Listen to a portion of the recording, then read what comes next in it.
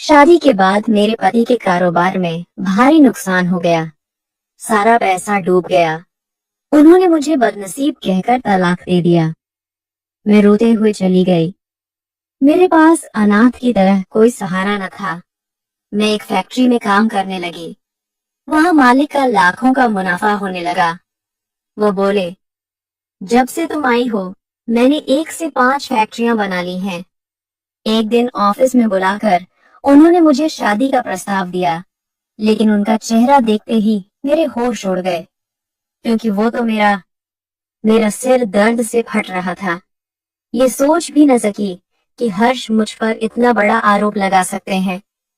चाहे सारी दुनिया मुझे बदनसीब कहती रहे, मुझे उस बात से रत्ती भर फर्क न पड़ता।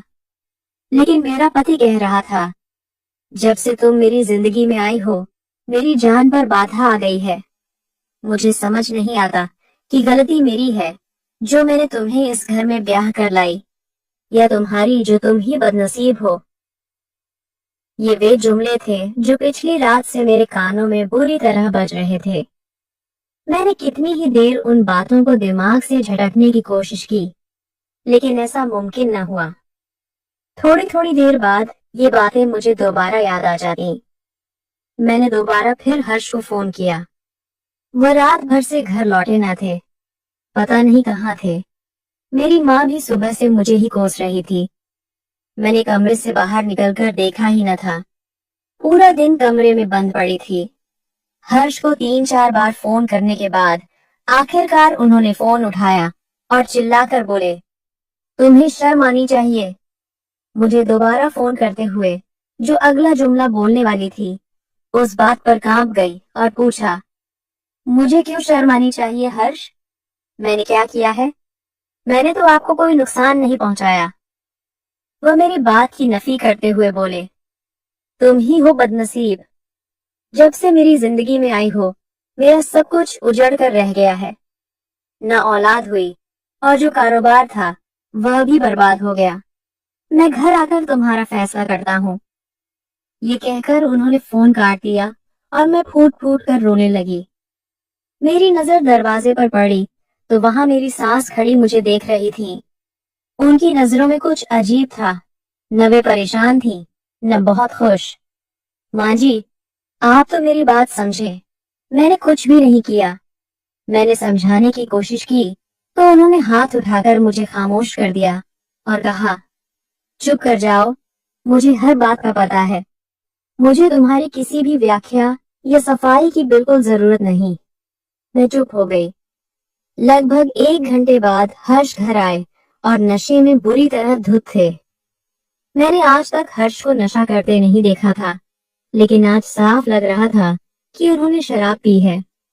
उनसे तो ठीक से खड़े होने की भी ताकत न बची थी। मेरे लिए पहले भी मुश्किलें कम न थीं, लेकिन अब अपने पति को इतनी बुरी हालत में देखकर मेरी रूह से ही हिम्मत निकल गई। मुझे समझ ही न आया कि मैं क्या करूं। मैंने माँ जी को जाकर बताना चाहा तो वह कंधे उचकाकर बोली, इसमें क्या है जो तुम इतना परेशान हो रही हो? कुछ नहीं होता। मर्द हैं, मर्द नशा ही करते रहते हैं। औरतें भी तो भाग्यशाली होती हैं। जिस घर में जाती हैं वहाँ भगवान लग जाता है। मगर तुमने भी तो अपनी बदनसीबी से हमारे घर को उजाड़ दिया। मैं बाहर आई तो मेरा पति चिल्लाकर बोला, कमीनी, मेरी माँ को मेरी शिकायतें लगाती हो? मैं तेरी जान निकाल दूंगा। तुमने समझ क्या रखा है अपने आप को? कहते हुए उन्होंने एक झटके से मेरी चुटकी ली। फिर देखते ही देखते उन्होंने मुझे खड़े खड़े तलाक दे दिया। उसके मुंह पर हाथ रखना चाहती थी, लेकिन जैसे ही आगे बढ़ी तो हर्ष ने एक जोरदार थप्पड़ मेरे मुंह पर जमा दिया और कहा, दफा हो जाओ, निकल जाओ मेरे घर से। तेरी यहाँ कोई जगह नहीं। तूने मुझे उजाड़ दिया। अगर मैंने तुझे यहाँ अपने घर में रखा तो फिर मैं खुद मौत के मुंह में उतर जाऊंगा। नहीं नहीं, मुझे अपनी जिंदगी बहुत प्यारी है। साथ ही वह मुझे तिरस्कार भरी गालियां भी दे रहा था। मैं हकाका वहीं खड़ी थी। तभी मेरी सास चिल्लाकर बोली, अब यहाँ खड़ी क्या कर रही हो? निकल यहाँ से। कल अपने माँ बाप को भेज देना, आकर सामान ले जाएंगे। मैंने बेबस आसमान की ओर देखा कि हे भगवान, कोई तो मेरी मदद भेज। लेकिन मदद इतनी जल्दी कहाँ आती। चमत्कार होने में भी वक्त लगता है। मैंने जो दुपट्टा लपेटा था वही अपने अंग पर लपेटे बाहर निकल आई। मेरा पूरा शरीर कांप रहा था। मुझे समझ न आया कि आगे क्या करूं। सामने एक रिक्शा आ रहा था जो खुद ब खुद मेरे सामने रुक गया। रिक्शा वाला बोला, बहन, कहीं जाना है? मैं चुपचाप रिक्शे में बैठ गई। 2-3 मिनट तक तो वह रिक्शा चलाता रहा। फिर दरिया दिली से बोला, बहन, कहाँ जाना है? तबीयत तो ठीक है ना आपकी? मैंने उसे घूर कर देखा। मुझे समझ न आ रहा था कि यह व्यक्ति कौन है, या मैं रिक्शे में बैठी क्या कर रही हूँ, या फिर मैं कहाँ जा रही हूँ। मैं उसे घूरती रही तो आगे जाकर उसने रिक्शा रोका और कहा, बहन, तबीयत तो आपकी ठीक है ना? मैंने ना में सिर हिलाया। बहन, कहाँ जाना है बताओ, मैं आपको छोड़ दूंगा। रिक्शा वाला मुझसे ज्यादा परेशान लग रहा था। मैंने नरमी से कहा, भाई, मुझे कुछ समझ नहीं आ रहा। ये मेरा मोबाइल ले लो। यह पहला जो नंबर है वहां कॉल कर दो। मैं जानती थी कि आजकल के हालात इतने अच्छे नहीं कि अपना मोबाइल किसी को थमा दें और अगले बंदे पर भरोसा करें। लेकिन मेरे साथ जो कुछ हुआ, मेरी तो सोचने समझने की क्षमता ही लकवाग्रस्त हो गई थी। लाख चाहने पर भी मैं खुद को होश में न रख पा रही थी। रिक्शे वाले ने मुझे हैरानी से देखा। वह भी कोई भगवान का नेक बंदा था। फौरन मेरा मोबाइल लेकर पहले नंबर पर फोन किया और मेरे भाई को सूचना देकर दोबारा मोबाइल मुझे लौटा दिया। मैं रिक्शे में ही बैठी थी। वह चुपचाप नीचे उतरा और गरीबी की दुकान से पानी लाकर मुझे दे दिया। मैंने पानी की बोतल एक ही घूंट में खाली कर डाली। वह नरमी से बोला, बहन, अगर मुनासिब समझो तो मुझे बता दो, क्या बात है? शायद मैं आपकी कोई मदद कर सकूं। ये बात सुनकर मैं फूट फूट कर रोते हुए बोली, भाई, तुम मेरी मदद क्या करोगे? अभी चंद लम्हे पहले मेरे पति ने मुझे तलाक दे दिया है। एक तलाकशुदा लड़की की तुम मदद ही कहाँ कर सकते हो। वह आदमी खामोश हो गया और वहीं रिक्शे में बैठ गया। मेरे भाई को वहां पहुंचने में लगभग 15 मिनट लगे और इन 15 मिनटों में रिक्शे वाले ने मेरी बहुत मदद की। वह नरमी से मुझे यही समझाता रहा कि तलाक भगवान को अच्छा नहीं लगता, लेकिन फिर भी भगवान ने इसकी राह तभी रखी है कि आपके लिए आसानी हो। जैसे आप बता रही हैं कि आपको तलाक हो गई है, तो यानी वह इंसान आपके काबिल न रहा। उस आदमी ने जितना बन पड़ा उसने मेरी मदद की, और यही वे लोग हैं जिनकी वजह से मुझे लगता है कि अभी तक दुनिया पर विपत्ति नहीं आई। मेरा भाई वहां पहुंचा तो मैं उसके साथ गाड़ी में बैठ गई। रिक्शे वाले का बहुत शुक्रिया अदा किया और कुछ पैसे भी दिए, लेकिन रिक्शे वाले ने पैसे लेने से इनकार कर दिया। बोला, मेरी भी बहन अगर यहाँ होती तो क्या मैं लालची होकर पैसे देखता? इस बात पर मेरा भाई खामोश हो गया, क्योंकि कहने को कुछ बचा ही न था। गाड़ी में आते ही मेरे भाई ने पूछा, ये क्या माजरा है नेहा? मैंने बता दिया कि मुझे तलाक हो गई है। वह जो गाड़ी स्टार्ट करने लगा था, एक लम्हे के लिए उसके हाथ रुक गए और मुझे घूरते हुए बोला, इसकी जुर्रत कैसे हुई कि उसने तुम्हें तलाक दे दी? चलो, मैं जाकर पूछता हूँ उससे। लेकिन मैंने साफ इनकार कर दिया। मेरी अब उस घर में कोई जगह नहीं। मुझे माँ बाप के घर ले चलो, कल जाकर सामान ले आना, क्योंकि मैं भी अब उस इंसान के साथ दोबारा नहीं रहना चाहती।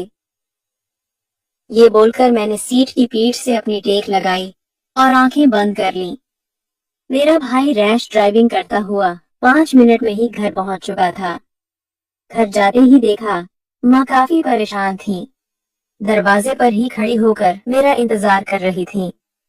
मैं जाते ही माँ के गले लग गई और रोते हुए बोली, माँ, उसने मुझे छोड़ दिया है। आप लोगों की पसंद ने मुझे छोड़ दिया है। वह इंसान जिसके साथ आप लोगों ने बड़े मान और फख्र से मेरी शादी की थी, उसने मुझे बर्बाद कर दिया। मैं रोती जा रही थी और माँ मेरी बात सुनकर धीरे धीरे कांपने लगी। फिर मुझे अपने साथ अंदर कमरे में ले आई। वहाँ पापा भी काफी परेशान बैठे थे। पूरी रात यही बातें होती रहीं कि तलाक क्यों दी है, यह वह। लेकिन इन सभी बातों में एक बार भी मुझे कोई ऐसी वजह न दिखाई दी जिस पर वाकई मेरी कोई गलती या कसूर बन रहा हो। मेरा भाई तो बहुत गुस्से में था। वह हर्ष से सवाल जवाब करना चाहता था, लेकिन मैंने मना कर दिया। जो हो चुका है वह हो चुका। बेवजह उस इंसान के मुंह लगने की जरूरत नहीं। बाहर तो बड़ी कठोर बनकर मैंने ये बात कर दी, लेकिन अंदर मेरा दिल जानता था कि मैं हर्ष की वजह से कितनी दुखी हूँ। बेशक पहले मुझे उससे मोहब्बत न थी, लेकिन शादी के बाद मैं उससे मोहब्बत करने लगी थी। मोहब्बत न भी हो, लेकिन फिर भी एक आदत थी जो मेरे रगों में दौड़ चुकी थी। उसके बिना न मेरा दिल होता न रात होती। यही बात सोच सोच कर हलकान हो रही थी कि बाकी की उम्र में उसके बिना कैसे रहूंगी। मेरा तो कोई भी नहीं था। कल को मेरे भाई की शादी हो जाती और फिर भाभी मुझे ताने देती। वे 4 महीने मैंने हर्ष को याद करते हुए ही गुजारे और मेरी जिंदगी का सबसे मुश्किल वक्त वही था। लेकिन जैसे ही मेरी इद्दत पूरी हुई तो मैंने कसम खा ली कि इस इंसान के बारे में दोबारा नहीं सोचूंगी। जो मुझे अपनी जिंदगी में साथ रखना ही न चाहता हो, उस इंसान की मेरे लिए कोई औकात बाकी नहीं। सोचना तो दूर की बात, अपने दिमाग में भी उसके बारे में कोई बात न लाऊंगी। पहले 5-7 दिन मेरे लिए बहुत मुश्किल थे, क्योंकि इन 4 महीनों में मैंने दिन रात बुरी तरह से उसे सोचा था। फिर मैंने मुकम्मल तौर पर अपने पति को सोचना ही छोड़ दिया। लेकिन घर में भी पूरा दिन फुर्सत में रहती तो मेरी माँ को मेरी परेशानी होने लगी और वह मुझे थोड़ा थोड़ा समझाती। बोली, पूरा दिन घर में यूं रहोगी तो पागल हो जाओगी। मैंने उनकी बात की नफी की और कहा, नहीं माँ, मैं पागल नहीं होंगी। अगर आपको लगता है कि मैं अभी भी उसके ख्वाबों में जी रही हूँ तो आपकी बहुत बड़ी भूल है। माँ ने नरमी से मेरा माथा चूमा और कहा, बेटी, मैं जानती हूँ तुम हर्ष से बाहर निकल आई हो, लेकिन यूं फुर्सत में रहोगी तो परेशानी तो होगी। तुम कहीं नौकरी शुरू कर लो। मैंने चौंक कर उन्हें देखा और तब मुझे एहसास हुआ कि मैंने कितना कुछ छोड़ दिया है। नौकरी करना मेरा जुनून था। कितनी ही बार हर्ष के साथ भी मैं नौकरी करने की वजह से लड़ चुकी थी कि मुझे 100 नौकरी करनी है, लेकिन उसने मुझे नौकरी नहीं करने दी। जब मेरा कारोबार इतना बड़ा है, मैं इतने पैसे कमाता हूँ, तो तुम्हें क्या जरूरत है नौकरी करने की। ये कहकर 2-3 बार हमारी काफी बड़ी लड़ाई हो चुकी थी। फिर मेरे माता पिता ने मुझे समझाया कि जब तुम्हें अपना घर बसाना ही है तो क्यों न अपने पति की बात मान लो। बहुत मुश्किल से ये बात मैंने मानी, मगर अब जब हर्ष ने मुझे छोड़ दिया तो माँ मुझे नौकरी की बात कर रही थी और मुझे ये बात बड़ी अजीब लगी। मैंने पूछा, माँ, वाकई मैं नौकरी कर लूं? तो उन्होंने नरमी से सिर हिलाकर कहा, हाँ बेटी, मैं जानती हूँ तुम्हारा कितना बड़ा ख्वाब था कि तुम नौकरी करो। मैं एकदम खामोश हो गई, क्योंकि मैंने फैशन डिजाइनिंग की हुई थी और मुझे कपड़े बनाने का बहुत शौक था। मेरा जुनून था कि मैं बड़ी होकर फैशन डिजाइनर बनूंगी। डिग्री तो कर ली, लेकिन जब नौकरी करने की बारी आई तो हर्ष का अच्छा रिश्ता देखकर मेरे माता पिता ने फौरन ही मेरी शादी कर दी। बेटी, अपने घरों में ही अच्छी लगती है। शादी के बाद जो तुम्हारा दिल चाहे वह करना। अपने शौहर को मना लेना। माँ ने कितने मजबूर होकर कहा था। मैंने उनकी बहुत मिन्नतें की थी कि मुझे सिर्फ 6 महीने के लिए एक बार नौकरी कर लेने दें। शादी के बाद मुझे बड़ी उम्मीदें थी, लेकिन हर तरह की उम्मीद मेरी ठोकरें बन गई। लेकिन माँ, अब तो मुझे इतनी देर हो गई है। मैंने कोई इंटर्नशिप नहीं की तो मुझे नौकरी देगा कौन? उनकी बात काट कर मैं बोली तो वह नरमी से मुस्कुराकर बोली, बेटी, कभी न कभी तो नाकाम होना ही पड़ता है। एक दफा में तो काम नहीं मिलेगा तो दूसरी जगह कोशिश कर लो। हो सकता है वहां भी न मिले। 4-5 जगहों पर आवेदन कर दो। कहीं ना कहीं तो तुम्हारे नसीब का रास्ता लिखा ही होगा। मैं बड़ी खुश हो गई और मैंने उसी रात जाकर 10-12 जगहों पर आवेदन कर दिया। फिलहाल तो मैंने फैक्ट्रियों में ही आवेदन किया था, जहां पर मैं डिजाइनर के तौर पर काम कर सकती थी। लेकिन 1.5 महीना गुजरने के बाद भी जब मेरी किसी ईमेल का जवाब न आया, तो मैं एकदम मायूस होने लगी। मैंने माँ पर तो ये बात जाहिर न की कि मुझे कोई दुख है या मैं अंदर ही अंदर परेशान हूँ, लेकिन हर रात तहज्जुद में रो रो कर भगवान से यही दुआ मांगती थी, है भगवान, तूने मेरा घर भी न बसाया, मुझे औलाद भी न दी। अब नौकरी के लिए 1.5 महीना हो गया, मैं इंतजार कर रही हूँ, मुझे नौकरी भी न मिल रही। मेरी आजमाइश खत्म कर दे मेरे मालिक। हर रात रो रो कर मैं भगवान से यही दुआ मांग रही थी। आधा महीना और बीत गया और मैं एकदम मायूस हो गई। पूरा दिन घर के कामों में इतनी बुरी तरह मग्न रहती कि मुझे अपनी शक्ल भी आईने में देखने का मौका न मिलता था। तभी एक दिन मेरी सहेली मेरे घर आई। उसे बिल्कुल अंदाजा नहीं था कि मेरा तलाक हो चुका है। वह अमेरिका गई हुई थी और जैसे ही वापस लौटी मुझे मिलने चली आई। लेकिन मेरी हालत देखकर वह बुरी तरह घबरा गई। मैंने उससे पूरी बात बता दी। दुखी होने के बजाय उसने बस इतना कहा, बहुत अच्छा हुआ, ऐसे टॉक्सिक इंसान के साथ रहने से तो बेहतर था कि तुम शादी ही न करती। उसकी बात सुनकर दिल तो दुखा, क्योंकि उसका अपना घर बहुत खुशहाल था। उसका पति उसे सर आंखों पर रखता था। एक पल को मेरे अंदर जलन उठी, लेकिन मैंने तुरंत खुद को संभाल लिया। उससे पूछा कि मैं कोई काम काज क्यों नहीं कर लेती। मैंने थके हुए अंदाज में कहा कि मैंने कई जगह आवेदन किया है, लेकिन कोई नौकरी दे ही नहीं रहा। वह कुछ देर खामोश रही। शादी से पहले जैसे हम हंसते हंसते पागल हो जाते थे, वैसी कोई बात अब न बन पा रही थी।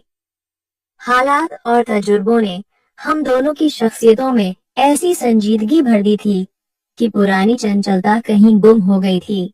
थोड़ी देर बाद उसे घर में कोई इमरजेंसी याद आई और वह चली गई।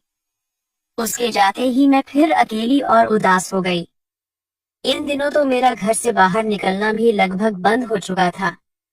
रिश्तेदार आते तो मैं चुपचाप कमरे में चली जाती, ताकि कोई मेरी शादी या मेरे हालात पर चर्चा न करे। 3 दिन बाद पूजा का फोन आया। उसकी आवाज बेहद परेशान थी। उसने कहा कि मैं तुरंत एक लोकेशन पर आ जाऊं।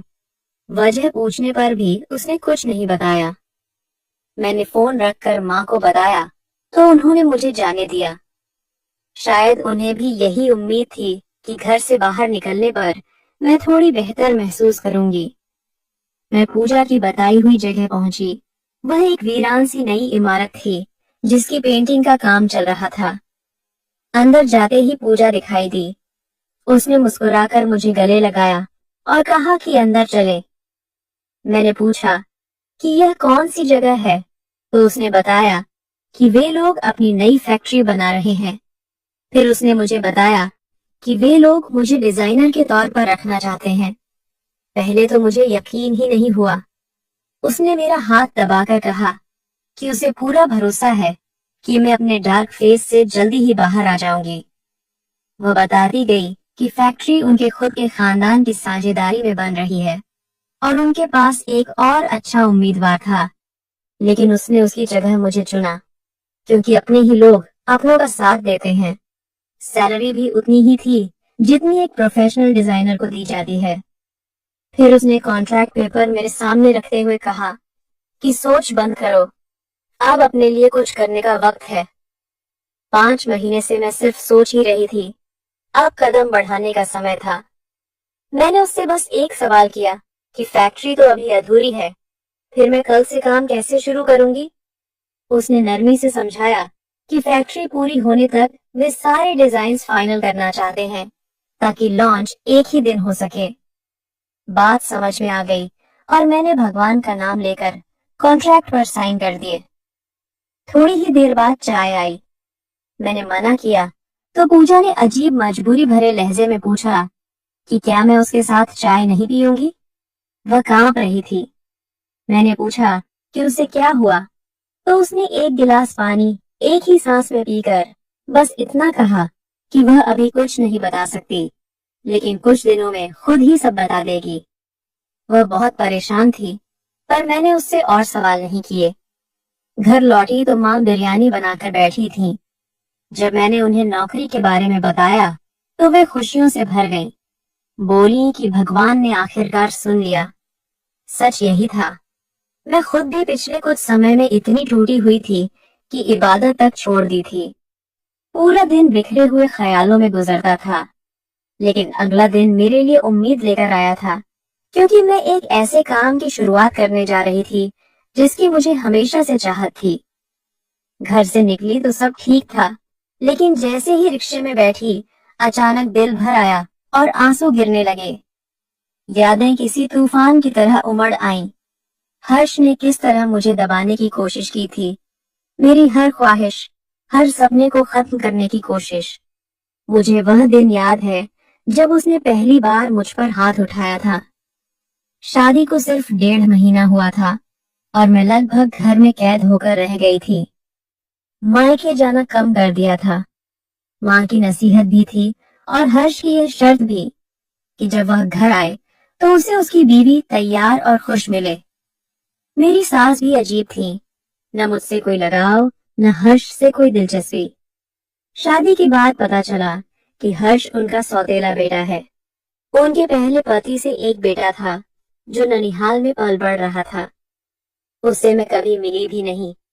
इतना जरूर सुना था कि वह लोग काफी अमीर हैं। मेरे ससुराल में भी पैसों की कोई कमी नहीं थी, लेकिन इन सब के बावजूद मेरी सास ने मेरे किसी भी मसले में कभी साथ नहीं दिया। अगर मैं उनसे कोई बात पूछती तो वो बस कंधे उचकाकर कह देती, मुझे नहीं पता, अपने पति से पूछ लो, जो तुम्हारे पति को अच्छा लगे वही करो।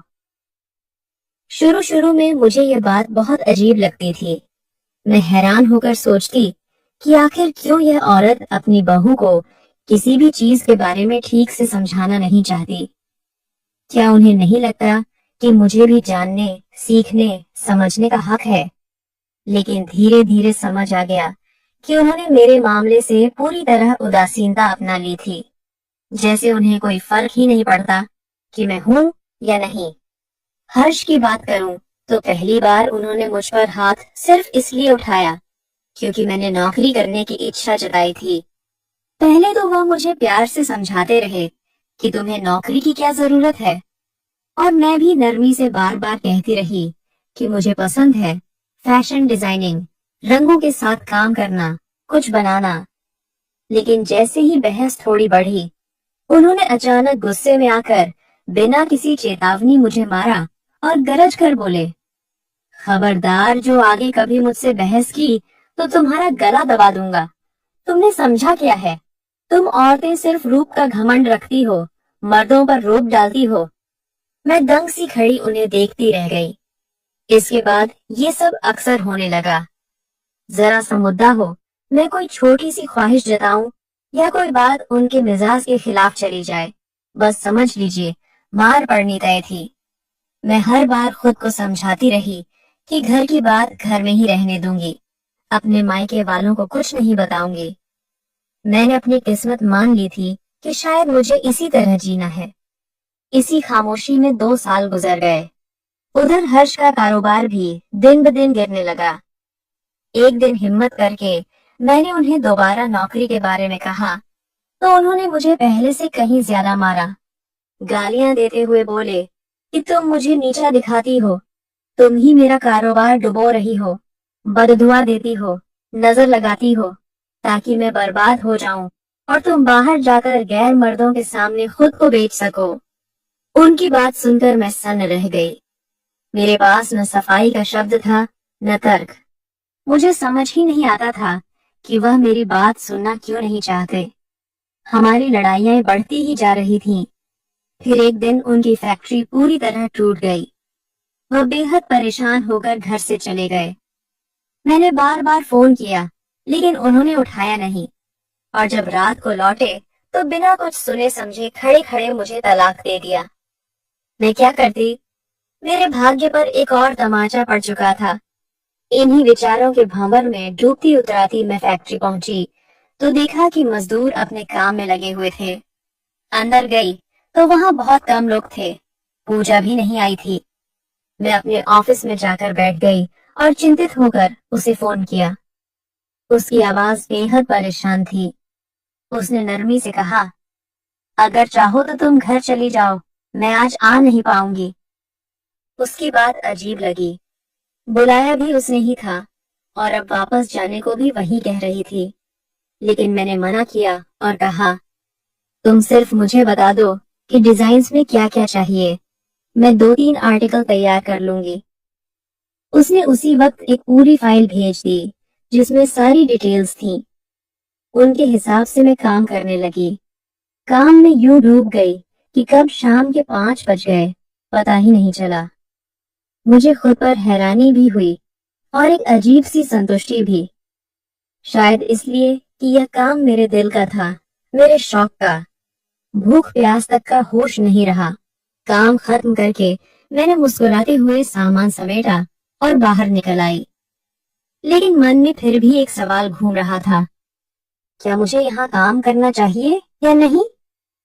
फैक्ट्री में मैं अकेली लड़की थी, इसलिए कहीं न कहीं एक डर भी था। अगले दिन आई तो फिर वही हाल, पूजा नहीं थी। फोन किया तो वही जवाब, तुम चली जाओ, बाद में मिलते हैं। लेकिन मैं रुक गई, छिपकर अपना काम करती रही। 3-4 दिन ऐसे ही बीत गए।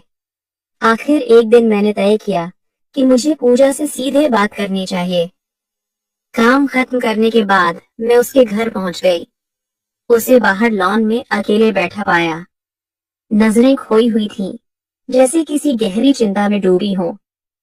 मैंने उसके पास जाकर उसे गले लगाया। वो मेरे सीने से लगते ही फूट फूट कर रोने लगी।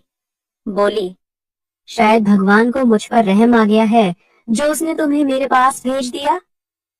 मैं परेशान हो गई और कहा, बताओ क्या हुआ? तुम्हारी परेशानी मुझे भी महसूस होने लगी है। वो पहले तो बोल ही नहीं पा रही थी, हकलाती रही। मैंने उसका हाथ थाम कर कहा, डरो मत, तुमने मेरे लिए इतना किया है, तुम्हारी कोई भी बात मैं कभी गलत इस्तेमाल नहीं करूंगी। वह सिर हिलाकर बोली, नहीं, ऐसी बात नहीं है। बस जो कहना चाह रही हूँ उसे बताते हुए मुझे शर्म आ रही है। मैंने चिंता से पूछा, बताओ ना, तुम्हारे घर में झगड़े होते थे, लड़ाइयाँ? मैं खुद याद कर रही थी कि उसने हमेशा कहा था कि वह बहुत खुश है।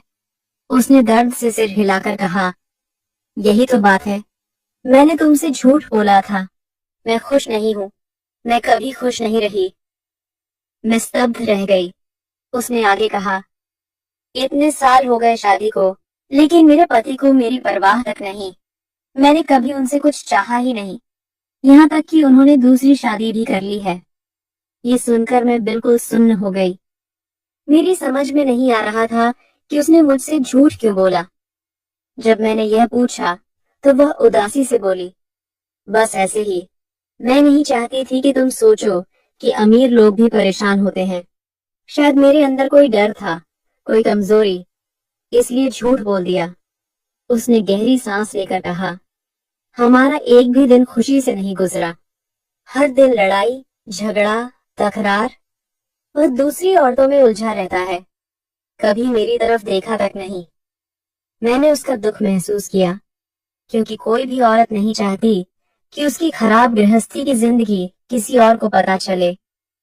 मैंने उसे अपने साथ गले से लगा लिया और कहा, एक बात बताओ, जब मेरी शादी अभी खत्म नहीं हुई थी तो मैंने भी किसी को अपने घर के मामलों के बारे में नहीं बताया। मेरी माँ, मेरा भाई तक नहीं जानते थे कि मैं उस इंसान के हाथों पीड़ित हूँ। वो मुझ पर हाथ उठाता है। अगर कोई मुझसे पूछता कि तुम्हारी शादीशुदा जिंदगी कैसी चल रही है, तो मुस्कुराकर कहती, भगवान की कृपा से बहुत अच्छी है।